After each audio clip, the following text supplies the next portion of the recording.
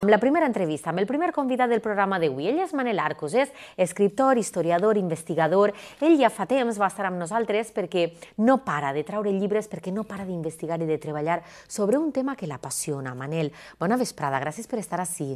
Bona vesprada. Un tema que t'apassiona, que és el dels bandolers. En una època concreta, hacia la Comunitat Valenciana, vas començar investigant el poler en Xeresa.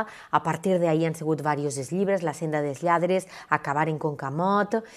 En la Marina també has fet llibres. I ara, quan els trabucs refilaven, de què va este? Bé, és la darrera entrega, l'última entrega de la meva obra. Que no pares, ara parlarem, que no pares. I este llibre continua en la línia anterior, és un treball d'investigació i les novetats que aportem en aquest últim estudi és que ampliem l'àmbit d'estudi, l'àmbit geogràfic. En aquest cas abracem 9 comarques, que són les situades al sud del riu Xúquer, totes elles valencianoparlants. I, a més, un altre tret característic d'aquest llibre és que l'estudi també abraça tot el segle XIX. És la primera volta que apareix al mercat un treball sobre bandolerisme valencià estudiant el fenomen al llarg de tot el segle XIX. Aleshores, tu omplis un buit que hi havia ahir d'investigació històrica brutal. Estàs fent una feina impressionant. Evidentment, és un tema que s'havia reservat només per al substrat popular, familiar. Més o menys, aquesta informació es comentava de pares a fills i no passava d'aquest àmbit, de l'àmbit familiar, de l'àmbit popular. El que passa és que investigant el tema, ja després de tants anys m'he adonat que de bona veritat, la història que més ha viscut la gent dels pobles de les comarques centrals, precisament, és la història pròxima a ells. Història de personatges marginats, personatges que pertanyien a les classes pobres, gent inculta, analfabeta, que no sabien llegir i escriure, com són els roders, coneguts majoritàriament, tots ells, per el seu malnom. I precisament ahí està la clau on trobem per què la historiografia no s'havia fixat en aquest fenomen. Perquè els cronistes i historiadors anteriors eren persones instruïdes, formades en l'àmbit de l'Església, els historiadors del segle XIX que eren cronistes. I per ells els roders, els bandolers eren... Pensaven que era una mera anècdota, consideraven que era una informació secundària i que no era un gran esdeveniment. Aquestes petites històries són les que més pròximes a la gent, la microhistòria. És la que ara estem un poquet, els historiadors actuals, estem fixant-nos més i de bona veritat ha creat una empatia en la gent, en els lectors, perquè la gent és aquest tipus de... És que atrau molt, la història de roders, de la comarca de la Safor i fins i tot, com deies tu, de les comarques centrals. És que són històries que segur que són molt atractives. Sí, n'hi ha per a tot, n'hi ha per a tots els gustos. Perquè, clar, en aquest nou llibre veiem està estructurat en 15 capítols. És una recopilació d'estudis, articles que jo havia publicat, alguns en algunes revistes especialitzades, o bé en programes de festes. N'hi ha 2 inèdits, 2 estudis inèdits, i d'aquests 15 capítols n'hi ha molts de la Safor. Per exemple, dediquem un capítol als roders de la Vilallonga. Després n'hi ha un altre estudi sobre els bandolers d'Oliva. Per cert, per què utilitzes una vegada roder i una altra vegada bandoler? Perquè són sinònims. És la paraula que... és la terminologia popular. No, però si en algun lloc es deia d'una manera i en uns altres llocs es deia d'una altra. No, és sinònim. Són sinònims, igual que trabucaire, roder, bandoler, lladres. Les paraules que utilitzaven les classes populars, el poble, per a definir a estos rebels, perquè al cap i a la fi estem parlant d'indignats, indignats amb violència, però eren indignats del segle XIX. I estava dient que de tots els capítols, els 15 capítols, n'hi ha molts centrats en la Safor. Per exemple, n'hi ha un estudi sobre els bandolers d'Oliva, on apareix una foto inèdita, que és la foto més antiga, és una imatge, un gravat, el gravat més antic de la ciutat d'Oliva.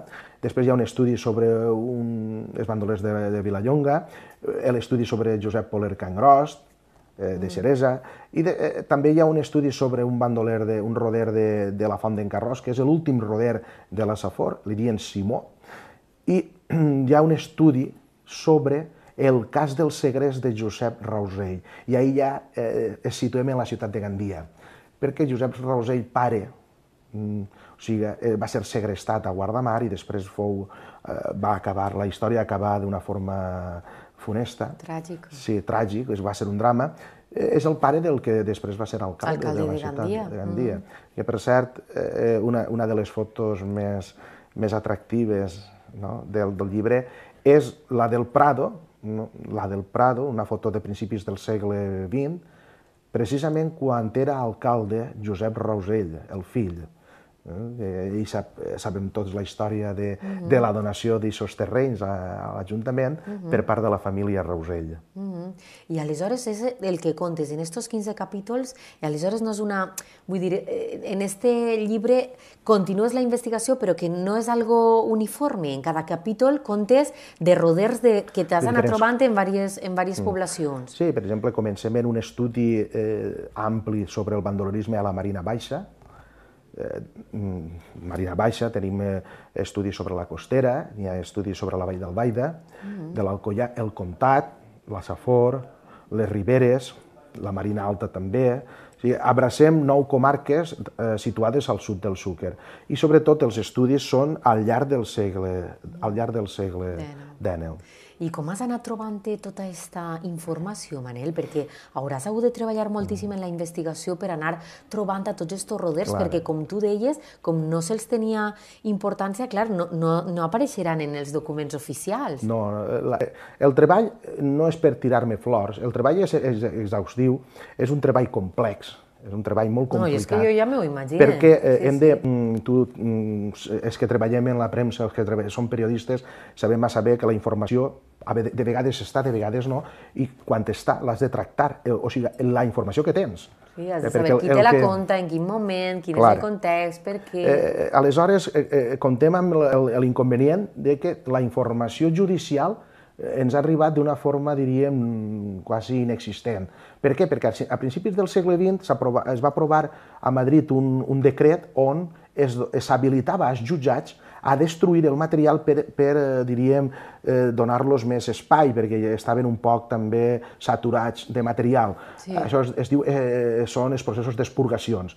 L'únic jutjat que s'ha salvat, i gràcies a això hem pogut trobar molta informació de la Safor, perquè hi havia municipis que pertanyien a aquest partit judicial, és el de Pego. El de Pego, bona part del que és el material, els processos judicials de l'antic partit judicial de Pego, que estan en Dénia, hem trobat molta informació, però és l'únic partit judicial que s'ha salvat de l'expurgació. Després, premsa, molta premsa, hem de tractar butlletins oficials de la província, evidentment, arxius municipals, arxius parroquials, i tota aquesta informació que t'arriba és una informació que no és treballada, són documents oficials, en molta càrrega subjectiva. Què passa? Que els hem de tractar ja com a periodistes. Hem de fer guions, tenim bases de dades de diferents comarques, anem enllaçant històries, coincidències de noms, de llocs, un poc completant el requisit de la notícia, el lead. El trencaclosques també, perquè tu vas veient que tens totes les parts, fins que veus ja tota la història. El que jo destaco una cosa és que al final de tota la investigació del fenomen podem treure una conclusió, i és que estem veient inclús trames familiars, els vincles que hi havia, perquè clar, hi entra en joc ja la informació que tracta dels arxius parroquials, els matrimonis, emparentaments, entroncaments de famílies. Vinc a dir d'això perquè una part principal era el suport que tenien, que rebien els bandolers dels polítics locals, dels cacics. I aleshores, consultant el Quinquelibri i els arxius parroquials, veiem que hi ha unes trames, unes relacions, uns vincles familiars. I és curiós perquè, clar, jo sempre he dit, el bandolerisme què suposa? És una lluita de classes, no? Una lluita de classes on el lladre, que representa a la classe pobra, ataca al ric, les classes benestants, que són les que, diríem, abusen, cometen abusos, injustícies, arbitrarietats. Però jo dic, matise, és una lluita de classes entre el ric i el pobre, però els bandolers no van atacar a tots els rics, i això s'ha de matisar, a una part dels rics. I ahí sí que entra en joc aquest estudi secundari dels vincles familiars. Per què uns rics sí i els altres no? Sí, evidentment, no? I hem trobat dades reveladores que apareixeran en aquest estudi, ja apareixen, però, per exemple, en el que estic fent ara sobre el robatori de Berimassot... Ja estàs fent una altra investigació. Sí, ja va a mitges el nou llibre. O sigui, estem promovent... Acabar en Concamot, encara n'hi ha llocs que volen que vaig a presentar el llibre. És que, a més, Manel, tinc entès que estos llibres, a més d'apassionant llegir-los, és que anar a la presentació d'estos llibres amb tu també és molt atractiu, a la gent li agrada moltíssim. Estàs presentant-lo per moltíssims municipis de la Safor, vas estar divendres en l'Alqueria, estaràs a Guardamar el dia 21 de març, etc. Bueno, tu vas recorregant no sols tota la Safor, sinó tota la comunitat, però és que a més anar a la presentació d'un dels teus llibres és una conferència xulíssima sobre esta part de la història valenciana tan desconeguda, al mateix temps tan atractiva i amb aquesta part també romàntica, no?, del roder. Correcte. Aquesta qüestió que tu planteges ara és un dels meus, diríem, objectius en un principi. O sigui, quan jo decidia endinsar-me en la investigació d'esta matèria, d'este fenomen social, l'objectiu principal meu era després que la informació no la recollia per a mi. L'objectiu era difondre-la, o sigui, divulgació. La divulgació és molt important. Estem divulgant una part de la nostra història oblidada de manera oficial, ara està apareixent, estem aproximant-nos a aquesta realitat, però que, ja ho dic, jo no dic no mai a on em criden, o jo cride. El que interessa és divulgar i que siga sabedora la societat que així va existir aquest fenomen que s'ha mitificat en altres zones, com Andalusia. El bandolerisme andalús es va mitificar en el seu moment, s'han fet novel·les, sèries de televisió, pel·lícules, i jo mantinc la tesi, la teoria, que el bandolerisme valencià va ser tan virulent i tan irrellevant, important, com l'andalús en aquest context històric. Molt bé, Manel Arcos. Quan els trabús refilaven, és el llibre que podem trobar on? Si hi ha molta gent que ens està veient, li interessa aquest llibre, vol comprar-lo, com el pot aconseguir? N'hi ha moltes possibilitats, o bé acostar-se a alguna de les meves presentacions, això seria una possibilitat, és assistir a la xerrada, després l'autor signa el llibre, l'altra via és la més còmoda, és anar a la llibreria, així a Gandia, per exemple. A Gandia les llibreries estan? Totes ho tenen a la Safor, en totes les llibreries de la Safor, Tavernes, Berreguard, Gandia, Oliva, tots els municipis que tenen llibreries, aquest llibre el poden tindre a disposició. I si no està en aquests moments, com té ICBN, es pot encomanar el llibre i en una setmana es pot aconseguir sense cap problema. I l'altre recurs és demanar-ho, fer una comanda a la mateixa editorial, que també és... L'editorial té una pàgina web en internet on es poden fer aquestes peticions. Molt bé. Quan els trabús refilaven, l'últim llibre de Manel Arcos, gràcies per haver vingut així, Manel, a contar-nos què conté este últim llibre i per contar-nos també un trosset d'aquesta història i aquestes investigacions que tu fas, que a més tantes persones en la comarca es beneficien i els agraden i els atrauen tant. Enhorabona per la feina. Gràcies a vosaltres. Que vagi molt bé. Gràcies. Anem a publicitat, perquè de seguida rebem Lorena